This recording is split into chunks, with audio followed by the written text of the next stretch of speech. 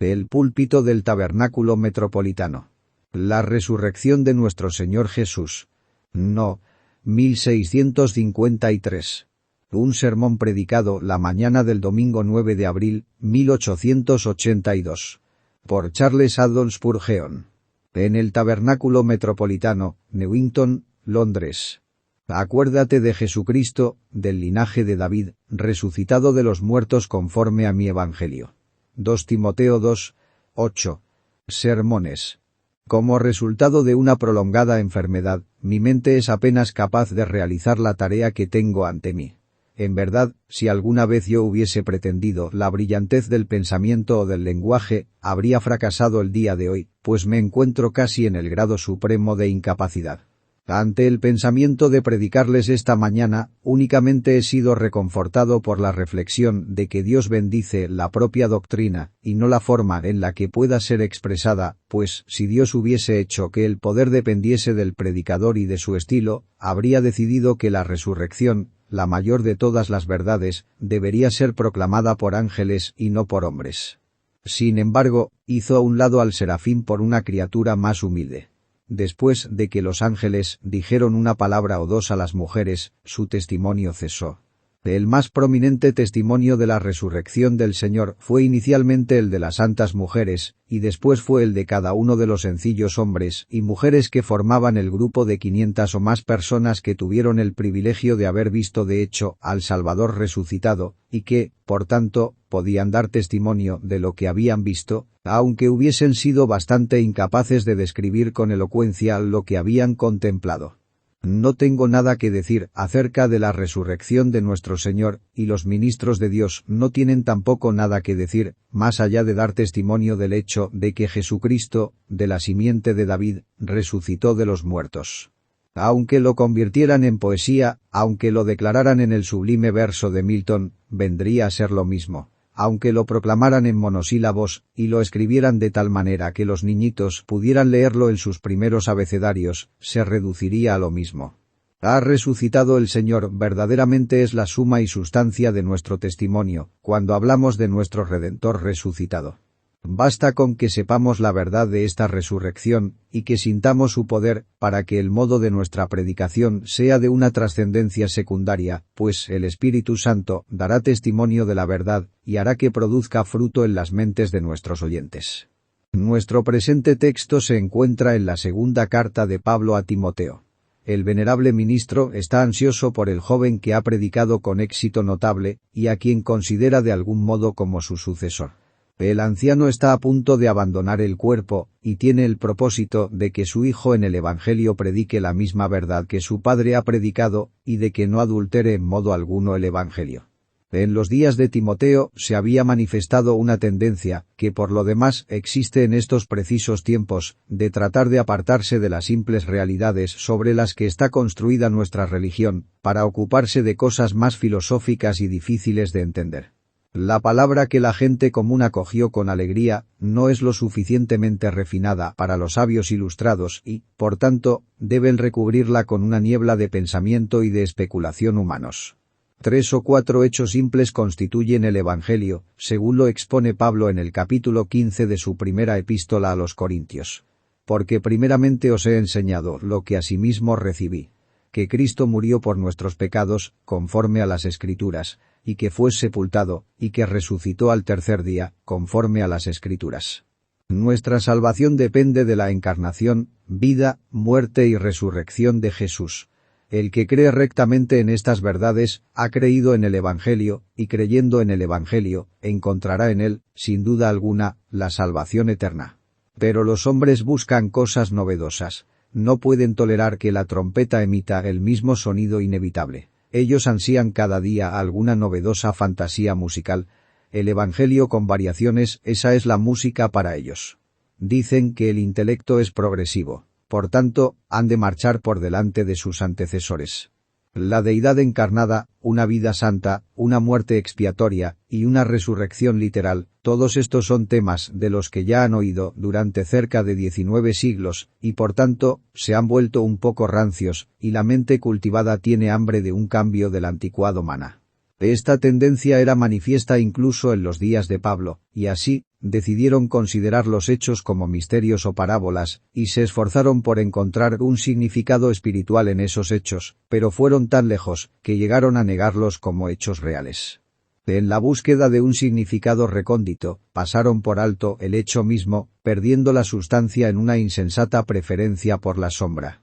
A pesar de que Dios puso delante de ellos gloriosos eventos que llenan al cielo de asombro, ellos mostraron su necia sabiduría al aceptar los sencillos hechos históricos como mitos que han de ser interpretados o acertijos que han de ser resueltos. Aquel que creía como un niño fue apartado a un lado como un necio para que el controversista y el escriba pudieran entrar para envolver a la simplicidad en el misterio y ocultar la luz de la verdad.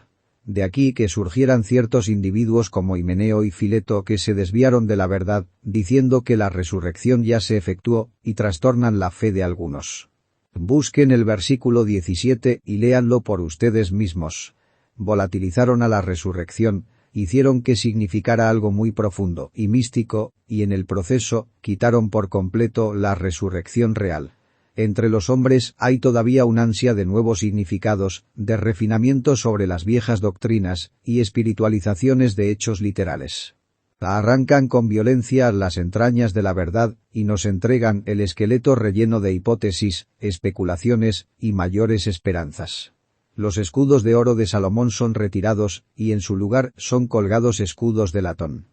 ¿Acaso esos escudos no responderán mejor a cada propósito, y no es el metal más acorde con la época?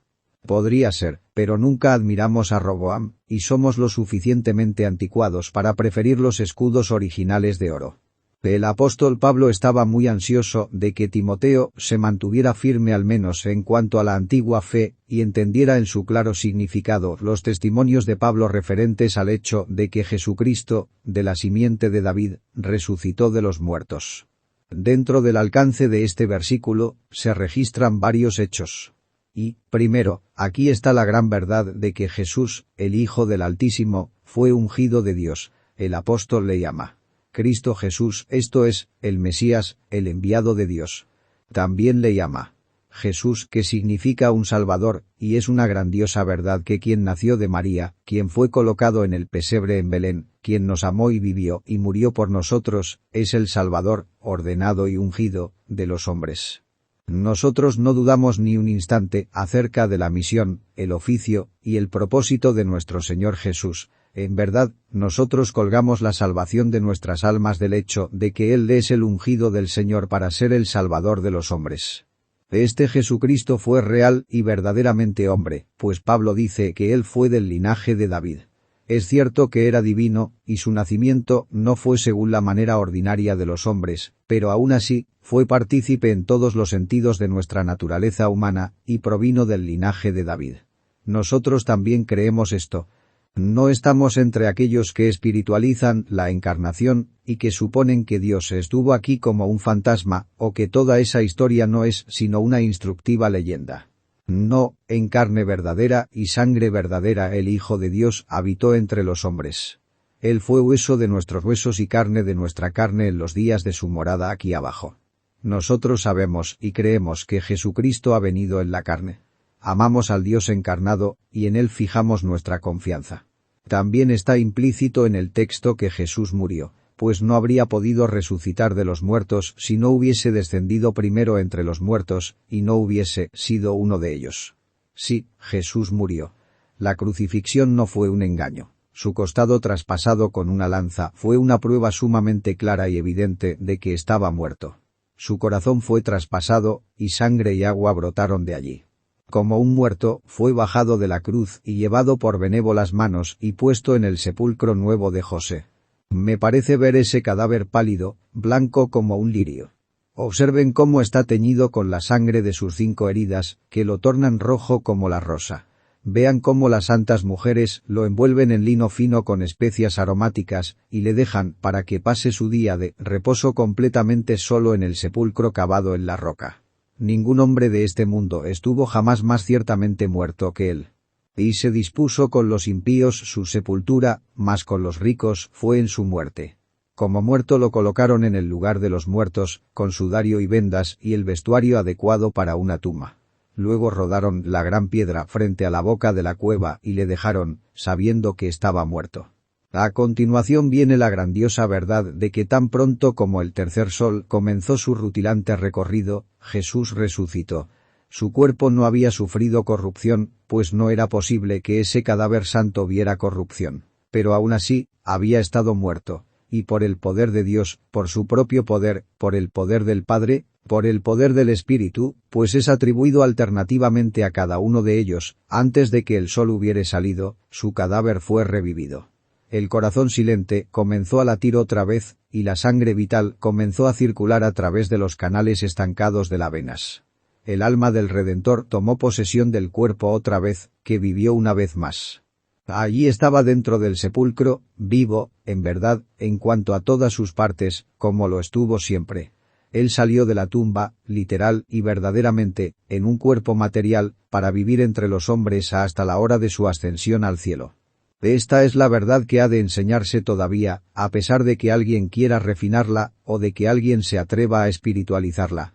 Este es el hecho histórico que los apóstoles presenciaron. Esta es la verdad por la que confesores se desangraron y murieron.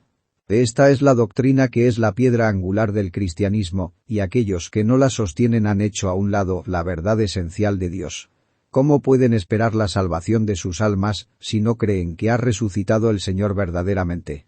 Esta mañana deseo hacer 3 cosas. Primero, consideremos las repercusiones de la resurrección de Cristo en cuanto a otras grandes verdades. En segundo lugar, consideremos las repercusiones de este hecho en cuanto al Evangelio, pues de acuerdo al texto tiene tales repercusiones. Acuérdate de Jesucristo, del linaje de David, resucitado de los muertos conforme a mi Evangelio. En tercer lugar, hemos de considerar sus repercusiones en nosotros, que están todas indicadas en Acuérdate. Y primero, entonces, amados, con la ayuda de Dios, hemos de considerar las repercusiones del hecho de que Jesús resucitó de los muertos. Es claro de entrada que la resurrección de nuestro Señor fue una prueba tangible de que hay otra vida. ¿No han citado ustedes muchísimas veces ciertas líneas acerca de ese país ignoto de cuyos límites ningún viajero regresa? No es así. Hubo una vez un viajero que dijo: «Voy, pues, a preparar lugar para vosotros. Y si me fuere y os preparare lugar, vendré otra vez, y os tomaré a mí mismo, para que, donde yo estoy, vosotros también estéis». Él dijo: «Todavía un poco, y no me veréis, y de nuevo un poco, y me veréis, porque yo voy al Padre». ¿No recuerdan esas palabras suyas? Nuestro divino Señor fue al país ignoto y regresó. Él dijo que al tercer día estaría de regreso y fue fiel a su palabra. No hay ninguna duda de que hay otro estado para la vida humana, pues Jesús ha estado en él, y ha regresado de él. No tenemos ninguna duda en cuanto a la existencia futura, pues Jesús existió después de la muerte.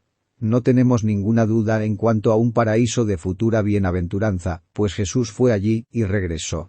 Aunque Él nos volvió a dejar, sin embargo, su regreso para quedarse con nosotros durante 40 días, nos ha dado una segura garantía de que retornará una segunda vez cuando llegue la hora señalada, y entonces estará con nosotros durante 1000 años, y reinará en la tierra entre sus ancianos gloriosamente. Su regreso de los muertos es una garantía para nosotros de la existencia después de la muerte, y nos regocijamos en ella.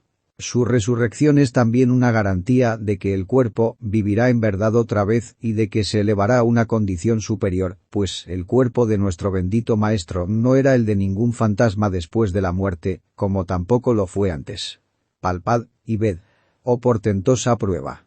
Dijo: palpad y ved. Y luego dijo a Tomás: pon aquí tu dedo, y mira mis manos, y acerca tu mano, y métela en mi costado. ¿Qué engaño sería posible en esto? El Jesús resucitado no era un mero espíritu. Él clamó prestamente: un espíritu no tiene carne ni huesos, como veis que yo tengo. ¿Tenéis aquí algo de comer?, les preguntó, y como para mostrarles cuán real era su cuerpo, aunque no tenía necesidad de comer, sin embargo, comió, y una parte de un pez asado y un panal de miel fueron pruebas de la realidad del acto. Ahora, el cuerpo de nuestro Señor en su estado resucitado, no mostró por completo su glorificación, pues de lo contrario, habríamos visto a Juan caer a sus pies como muerto, y habríamos visto a todos sus discípulos sobrecogidos por la gloria de la visión. Pero, sin embargo, en una gran medida, podríamos llamarla estadía de 40 días. La vida de Jesús en su gloria sobre la tierra. Ya no era más despreciado y desechado entre los hombres, sino que estaba rodeado de gloria. Es evidente que el cuerpo resucitado pasaba de un lugar a otro en un instante, que aparecía y desaparecía a voluntad, y era superior a las leyes de la materia. El cuerpo resucitado era incapaz de sentir dolor, o hambre, o sed, o cansancio durante el tiempo en el que permaneció aquí abajo. Era un representante apropiado de todos aquellos que durmieron, de los cuales era las primicias. De nuestro cuerpo también se dirá en breve. Fue sembrado en debilidad, es resucitado en poder. Fue sembrado en deshonra, es resucitado en gloria. Entonces, al pensar en el Cristo resucitado, debemos estar muy seguros de una vida futura, y muy seguros de que nuestro cuerpo existirá en ella en una condición glorificada. Yo no sé si a veces ustedes se ven turbados por las dudas en conexión con el mundo venidero, en cuanto a si podrá ser cierto que viviremos eternamente. Este es el aspecto que hace que la muerte sea muy terrible para los que dudan, pues, aunque creen en la realidad del sepulcro, no han creído en la realidad de la vida que está más allá de la tumba. Ahora, la mejor ayuda para creer en esa realidad es el firme asidero en el hecho de que Jesús murió y Jesús resucitó. Este hecho está demostrado más que cualquier otro evento en la historia. Su testimonio es mucho más fuerte que de cualquier otra cosa que esté escrita, ya sea en los registros profanos o sagrados. Ya que la resurrección de nuestro Señor Jesucristo es verdadera, pueden estar seguros de la existencia de otro mundo. Esa es la primera repercusión de esta grandiosa verdad. En segundo lugar, la resurrección de Cristo de los muertos fue el sello de todas sus afirmaciones. Entonces, era cierto que fue enviado por Dios, pues Dios le resucitó de los muertos en confirmación de su misión. Él mismo había dicho: «Destruid este templo, y en 3 días lo levantaré». Mirad, allí está. El templo de su cuerpo ha sido reconstruido. Él había dado incluso esto como una señal, es decir, que como estuvo Jonás en el vientre del gran pez 3 días y 3 noches, así estaría el Hijo de Hombre en el corazón de la tierra 3 días y 3 noches, y luego saldría a resurrección de vida otra vez. Contemplen su propia señal elegida, cómo fue cumplida. La señal es manifiesta ante los ojos de los hombres. Supongan que no hubiera resucitado nunca. Ustedes y yo habríamos podido creer en la verdad de una cierta misión que Dios le había dado, pero nunca habríamos podido creer en la verdad de una tal comisión como la que afirmaba que había recibido. Una comisión de ser nuestro Redentor de la muerte y del infierno. ¿Cómo podría ser Él nuestro rescate del sepulcro, si Él mismo hubiere permanecido bajo el dominio de la muerte?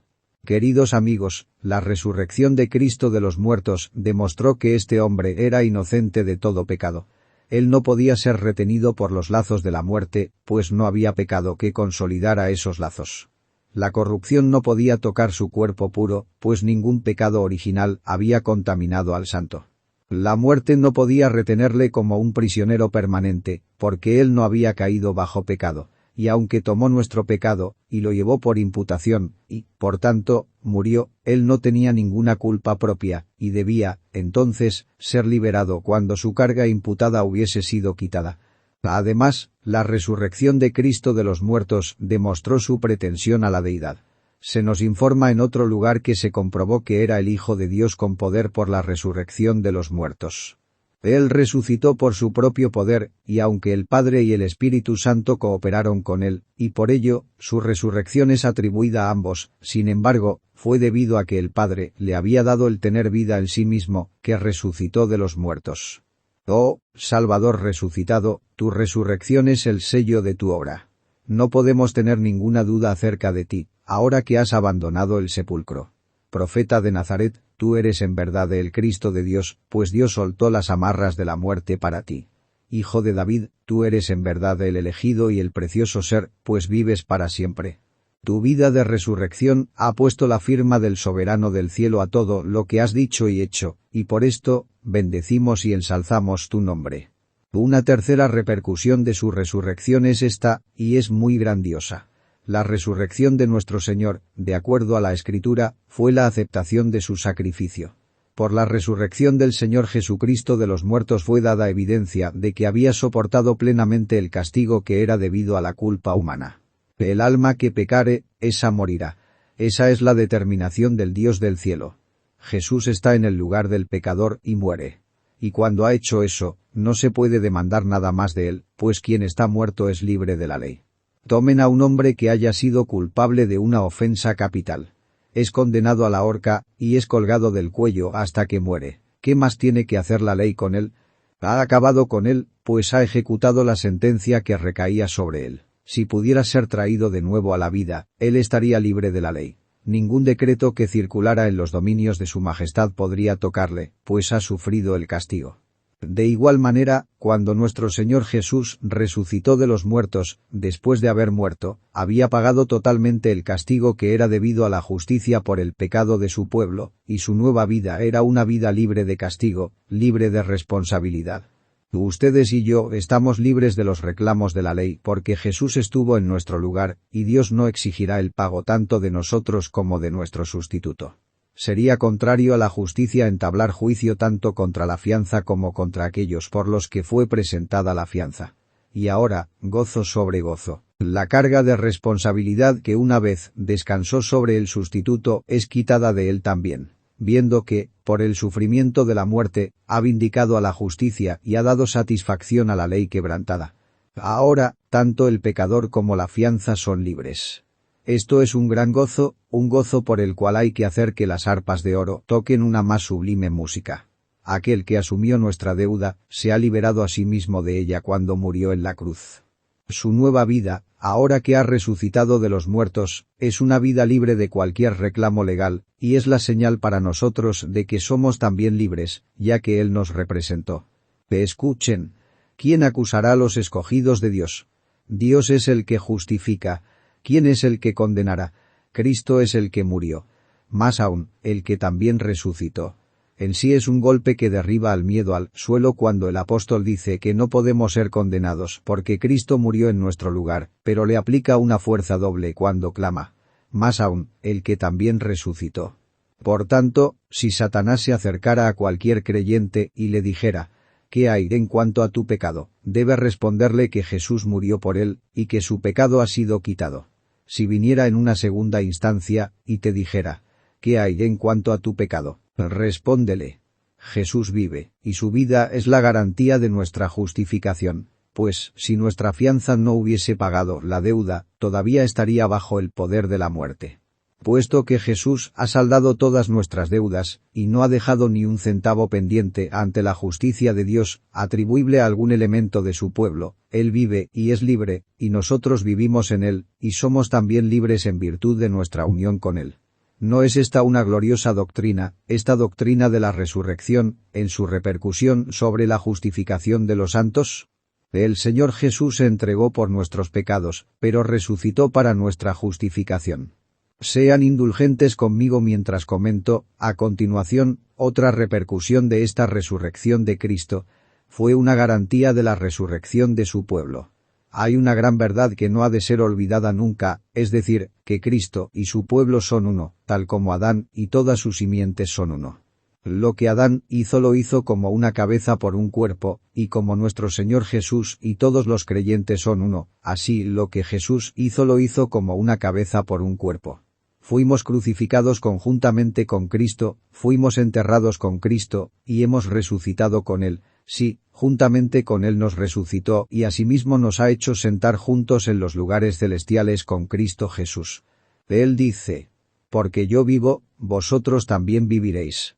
Si Cristo no resucitó de los muertos, vana es su fe, y vana es nuestra predicación, y todavía están en sus pecados, y los que han muerto en Cristo han perecido, y ustedes perecerán también. Pero si Cristo resucitó de los muertos, entonces todo su pueblo ha de resucitar también. Es un asunto de necesidad evangélica. No hay lógica más imperativa que el argumento extraído de la unión con Cristo. Dios ha hecho a los santos uno con Cristo, y si Cristo resucitó, todos los santos han de resucitar también. Mi alma se aferra firmemente a esto y conforme consolida su agarre, pierde todo temor a la muerte. Ahora, nosotros llevamos a nuestros seres queridos al cementerio y dejamos a cada uno de ellos en su celda estrecha, dándoles el adiós calmadamente y diciendo: así Jesús durmió. El agonizante Hijo de Dios. Pasó por el sepulcro, y bendijo el lecho. Descansa aquí, amado santo, hasta que desde su trono rompa la mañana y atraviese la sombra.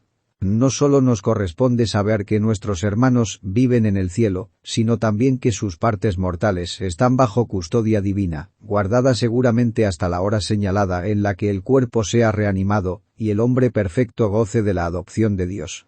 Estamos seguros de que nuestros muertos vivirán, resucitarán conjuntamente con el cuerpo muerto de Cristo.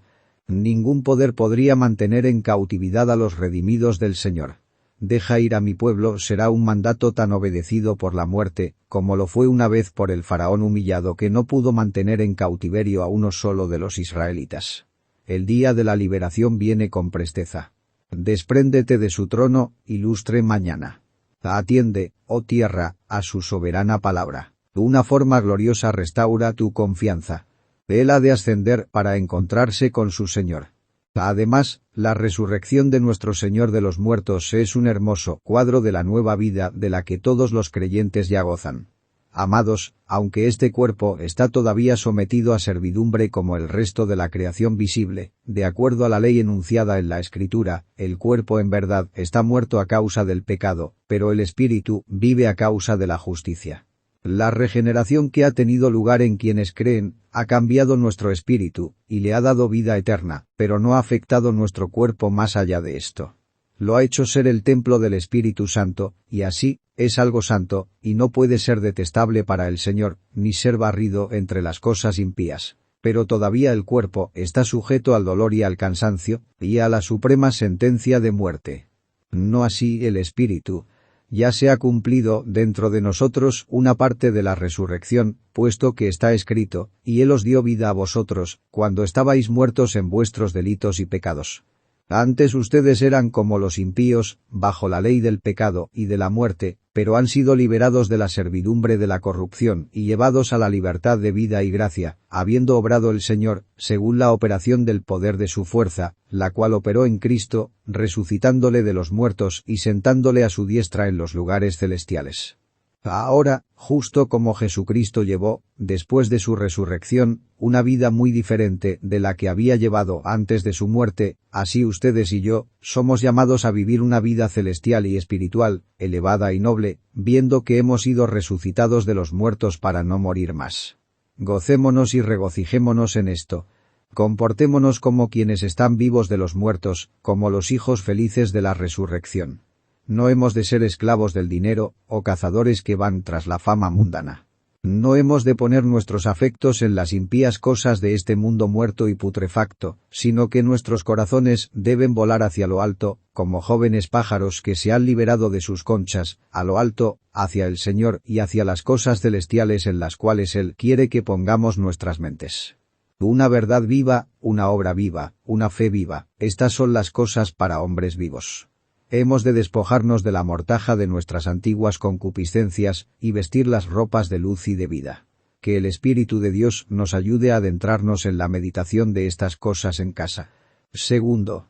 Ahora, en segundo lugar, hemos de considerar las repercusiones de este hecho de la resurrección en cuanto al Evangelio, pues Pablo dice: «Acuérdate de Jesucristo, del linaje de David, resucitado de los muertos conforme a mi Evangelio». A mí siempre me gusta ver de qué manera cualquier tipo de enunciado se relaciona con el Evangelio. Pudiera ser que yo no tuviera muchas más oportunidades de predicar, pero estoy decidido a esta cosa única: que no perderé nada de tiempo en temas secundarios, y cuando predique, habrá de ser el Evangelio, o algo muy cercanamente conectado con él. Me esforzaré cada vez por herir por la quinta costilla, y nunca dar golpes al aire. Aquellos que gustan de las superfluidades pueden tomar su ración llena de ellas, pero en cuanto a mí, he de apegarme a las grandiosas verdades necesarias por las cuales las almas de los hombres son salvadas. Mi trabajo es predicar a Cristo crucificado y su evangelio que da a los hombres la salvación a través de la fe. Oigo cada vez y cuando acerca de sermones muy seductores sobre una u otra cosa nueva y resplendente. Algunos predicadores me recuerdan al emperador que tenía una maravillosa habilidad para esculpir cabezas de hombres en semillas de cerezas. ¿Con qué multitud de predicadores contamos que pueden hacer discursos maravillosamente finos a partir de un mero pensamiento pasajero, pero que no tienen ninguna trascendencia para nadie? Algunos de nosotros estaremos fríos en nuestras tumbas antes de que pasen muchas semanas, y no podemos darnos el gusto de jugar o de tomar las cosas a la ligera. Necesitamos ver las repercusiones de todas las enseñanzas en nuestros destinos eternos y en el Evangelio que derrama su luz en cuanto a nuestro futuro. La resurrección de Cristo es vital, primero, porque nos dice que el Evangelio es el Evangelio de un Salvador vivo. No tenemos que enviar a nuestros penitentes al crucifijo, a la imagen muerta de un hombre muerto. No decimos: Israel, estos son tus dioses. No necesitamos que vayan a un pequeño niño Cristo criado por una mujer. Nada de ese tipo de cosas. He aquí el Señor que vive y estuvo muerto y que vive por los siglos de los siglos, y que tiene las llaves de la muerte y del Hades. Contemplen en él a un Salvador vivo y accesible, que desde la gloria clama todavía con amorosos acentos: Venid a mí todos los que estáis trabajados y cargados, y yo os haré descansar. Puede también salvar perpetuamente a los que por él se acercan a Dios, viviendo siempre para interceder por ellos. Yo digo que tenemos un Salvador vivo, y ¿no es esta una gloriosa característica del Evangelio? Noten a continuación que tenemos un Salvador poderoso en conexión con el Evangelio que predicamos, pues aquel que tuvo el poder de resucitarse a sí mismo de los muertos, tiene todo el poder ahora que ha resucitado. Aquel que en la muerte venció a la muerte, puede conquistar mucho más por su vida. Aquel que, a pesar de estar en el sepulcro, pudo romper todas sus ataduras, puede seguramente liberar a todo su pueblo. Aquel que, viniendo bajo el poder de la ley, cumplió la ley, liberando así a su pueblo de la servidumbre, ha de ser poderoso para salvar. Ustedes necesitan un Salvador fuerte y poderoso, y sin embargo, no necesitan uno más fuerte que aquel de quien está escrito que resucitó de los muertos. ¡Qué bendito Evangelio tenemos que predicar! El Evangelio de un Cristo vivo que ha regresado de los muertos, llevando cautiva la cautividad. Y ahora noten que tenemos que predicarles el Evangelio de la completa justificación. No venimos y decimos: hermanos, Jesucristo, por su muerte, hizo algo por lo que los hombres pueden ser salvados si tienen una mente para serlo, y cumplen diligentemente con sus buenas resoluciones. No, no. Decimos que Jesucristo tomó el pecado de su pueblo sobre sí mismo y soportó sus consecuencias en su propio cuerpo sobre el madero, de tal forma que murió, y habiendo muerto, y habiendo pagado de esta manera el castigo, vive otra vez. Y ahora, todos aquellos por los que murió, todo su pueblo cuyo pecado llevó, son libres de la culpa del pecado. Ustedes me preguntarán: ¿quiénes son ellos? Y yo respondo: todos los que creen en él. El que cree en Jesucristo es tan libre de la culpa del pecado como lo es Cristo.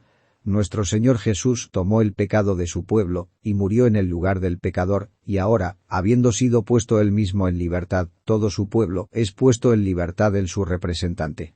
Esta doctrina es digna de ser predicada. Uno puede muy bien levantarse de su cama para hablar acerca de la perfecta justificación por medio de la fe en Cristo Jesús. Pero sería igual seguir durmiendo que levantarse para decir que Jesús logró poco o nada por su pasión y su resurrección. A algunos parecen soñar que Jesús abrió un pequeño espacio por el cual tenemos una ligera oportunidad de alcanzar el perdón y la vida eterna, si somos diligentes durante muchos años. Ese no es nuestro Evangelio. Jesús ha salvado a su pueblo. Él ha cumplido la obra que le fue confiada. Terminó con la transgresión, puso un fin al pecado, y trajo la justicia eterna, y el que cree en él no es condenado y no puede serlo nunca. Además, la conexión de la resurrección y del Evangelio es esta: demuestra la seguridad de los santos, pues si cuando Cristo resucitó, su pueblo resucitó también, resucitaron a una vida semejante a la de su Señor, y, por tanto, no pueden morir nunca. Está escrito: Cristo, habiendo resucitado de los muertos, ya no muere. La muerte no se enseñorea más de él, y lo mismo sucede con el creyente.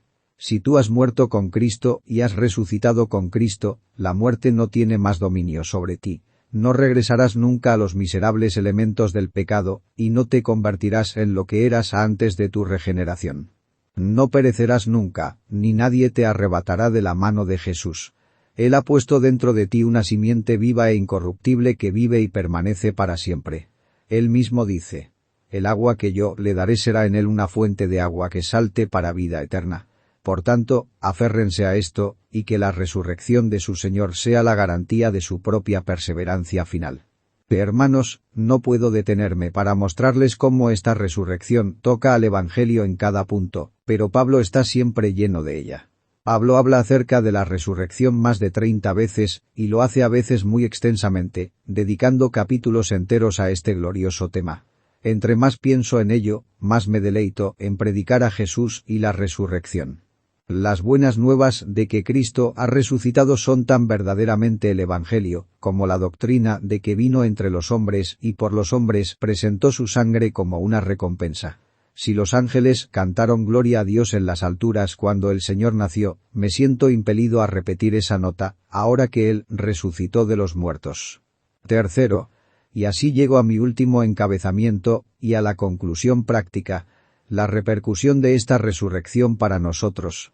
Pablo nos pide expresamente: acuérdate de Jesucristo, resucitado. Vamos, dirá alguno, no la olvidamos. ¿Estás seguro de que no la olvidas? Yo me descubro muy olvidadizo de las verdades divinas. No hemos de olvidarla, pues este primer día de la semana está consagrado, por los propósitos del día de reposo, a constreñirnos a pensar en la resurrección. En el séptimo día, los hombres celebraban una creación terminada. En el primer día, nosotros celebramos una redención consumada. Entonces, guarden esto en mente. Ahora, si ustedes recuerdan que Jesucristo, de la simiente de David, resucitó de los muertos, ¿qué sigue entonces?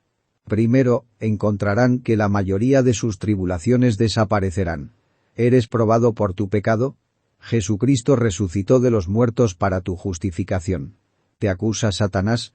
Jesús resucitó para ser tu abogado e intercesor. ¿Son un obstáculo las debilidades? El Cristo vivo se mostrará fuerte en favor tuyo. Tú tienes un Cristo vivo, y en él tienes todas las cosas. ¿Te aterra la muerte? Jesús, al resucitar de nuevo, ha vencido al último enemigo. Él vendrá y te recibirá cuando sea tu turno de pasar a través de la gélida corriente, y la vadearás en dulce compañía. ¿Cuál es tu problema? No me importa cuál sea, pues si solo piensas en que Jesús vive, lleno de poder, lleno de amor y lleno de simpatía, habiendo experimentado Él todas tus pruebas, incluso hasta la muerte, tendrás tal confianza en su tierno cuidado y en su habilidad ilimitada, que seguirás sus huellas sin ninguna duda. Recuerda a Jesús, y recuerda que resucitó de los muertos, y tu confianza se alzará como sobre alas de águilas. A continuación, recuerden a Jesús, pues entonces verán cómo sus sufrimientos presentes son como nada comparados con sus sufrimientos, y aprenderán a esperar la victoria sobre sus sufrimientos tal como Él obtuvo la victoria. Amablemente les pido que miren otra vez el capítulo, y encontrarán allí al apóstol diciendo en el versículo 3: Tú, pues, sufre penalidades como buen soldado de Jesucristo, y más adelante, en el versículo 11. Palabra fiel es esta: si somos muertos con Él, también viviremos con Él. Si sufrimos, también reinaremos con Él. Ahora, entonces, cuando seas llamado a sufrir, piensa: Jesús sufrió, sin embargo, Jesús resucitó de los muertos, salió de su bautismo de dolores mejor y más glorificado por ello, y lo mismo sucederá conmigo. Por tanto, entra al horno a la orden del Señor, y no temas porque ni siquiera olor de fuego tendrás. Desciende incluso al sepulcro, y no pienses que el gusano terminará contigo, como tampoco terminó con él. Contempla en el resucitado el tipo y modelo de lo que eres y de lo que habrás de ser. Por tanto no temas, pues él venció. No te quedes parado temblando, sino que prosigue valerosamente, pues Jesucristo, de la simiente de David, resucitó de los muertos, y tú, que eres de la simiente de la promesa, resucitarás de todas tribulaciones y aflicciones, y vivirás una vida gloriosa. Vemos aquí, queridos hermanos, cuando se nos dice que nos acordemos de Jesús, que hay esperanza incluso en nuestra desesperanza. ¿Cuándo son más desesperadas las cosas para un hombre? Pues, cuando está muerto. ¿Sabes en qué consiste descender al sepulcro, en lo concerniente a tu debilidad interna? Yo sí lo sé. A veces me parece que todo mi gozo está enterrado como algo muerto, y toda mi presente utilidad y toda mi esperanza de ser útil en el futuro, están enterrados en un féretro y colocados bajo tierra como si fueran un cadáver. en la angustia de mi espíritu y en la desolación de mi corazón, podría llegar a considerar que es mejor morir que vivir. Tú dices que no debería ser así. Te concedo que no debería ser así, pero es así. Muchas cosas suceden dentro de las mentes de pobres mortales que no deberían suceder, pero si tuviéramos más valor y más fe, no sucederían. Ay, pero cuando bajamos, y bajamos, y bajamos, ¿no es acaso algo bendito que Jesucristo, de la simiente de David muriera, y resucitara de los muertos? A pesar de que caiga hasta el fondo, y quede entre los muertos, me asiré a esta bendita esperanza. Que así como Jesús resucitó de los muertos, de igual manera también mi gozo, mi utilidad, mi esperanza y mi espíritu, resucitarán. Tú, que me has hecho ver muchas angustias y males, volverás a darme vida, y de nuevo me levantarás de los abismos de la tierra. Estos abatimientos y estas heridas son buenos para nosotros. Experimentamos mucha muerte, y es por nuestra muerte que vivimos. Muchos hombres no vivirán nunca hasta que su altivo yo sea inmolado. Oh, orgulloso fariseo, si has de vivir entre aquellos que Dios acepta, tendrás que venir al matadero y ser cortado en pedazos así como sacrificado. Esta es una obra terrible, dice alguien, esta separación de junturas y médula, este desmembramiento y destrucción espirituales. Ciertamente es dolorosa, y sin embargo, sería una pérdida aflictiva si le fuera negada a alguien. ¡Ay, cuántos son tan buenos y tan excelentes, y fuertes y sabios, y capaces, y todo eso, que no pueden estar de acuerdo en ser salvados por gracia por medio de la fe! Si pudiesen ser reducidos a menos que nada, sería lo mejor que les pudiese ocurrir jamás. Recuerden lo que Salomón dijo que se podía hacer con el necio, pero que aún así no respondería. Que podía ser majado en un mortero entre granos de trigo majados con el pisón, un trato bastante duro, por cierto, pero no se apartará de él su necedad. No por ese proceso únicamente, aunque sí a través de métodos similares, el Espíritu Santo saca a los hombres de su insensatez. Bajo sus operaciones que matan, este puede ser su consuelo, que si Jesucristo resucitó literalmente de los muertos, no de la enfermedad, sino de la muerte, y vive otra vez, lo mismo sucederá con su pueblo. ¿Se metieron alguna vez justo bajo la pata del antiguo dragón, tal como pinta Bunyan que le ocurrió a Cristiano? Él es muy pesado y extrae el propio aliento de un individuo cuando lo convierte en su escabel. El pobre Cristiano estuvo allí con la pata del dragón sobre su pecho, pero fue capaz de extender su mano y de tomar su espada, la cual, por una buena providencia, estaba a su alcance. Entonces le propinó tal golpe letal a Apolión, que le obligó a extender sus alas de dragón y a alzar el vuelo para alejarse. El pobre peregrino aplastado y quebrantado, al tiempo que asestaba la estocada a su enemigo, gritaba: «No te regocijes por mí, oh enemigo mío. Aunque caiga, me levantaré de nuevo». Hermano, haz tú lo mismo. Tú, que estás cerca de la desesperación, haz de esto la fortaleza que vigorice tu brazo y acorace tu corazón. Jesucristo, del linaje de David, resucitado de los muertos conforme a mi evangelio. Por último, esto prueba la futilidad de toda oposición a Cristo. Los doctos creen que van a destruir la religión cristiana. De conformidad a sus actancias, ya ha llegado muy cerca de su fin. El púlpito es decadente y no puede atraer la atención pública. Subimos al púlpito y predicamos a bancas vacías. Esto es según lo que ven o no ven. No nos queda nada excepto morir decentemente, es lo que insinúan ellos. ¿Y qué pasa entonces? Cuando nuestro Señor estaba muerto, cuando el cadáver, frío como la arcilla, estaba enterrado, vigilado por la soldadesca romana, con un sello sobre la piedra que cerraba el paso, ¿no estaba la causa en un riesgo mortal? Pero, ¿qué tal le fue? ¿Se extinguió? Cada uno de los discípulos que Jesús había llamado le abandonó y huyó, ¿y no estaba entonces destruido el cristianismo? No, ese preciso día nuestro Señor ganó una victoria que sacudió a las puertas del infierno y provocó que el universo se quedara asombrado. Los asuntos no van peor para él en esta hora. Sus asuntos no se encuentran en una condición más triste hoy que en aquel entonces. No, véanle hoy y juzguen.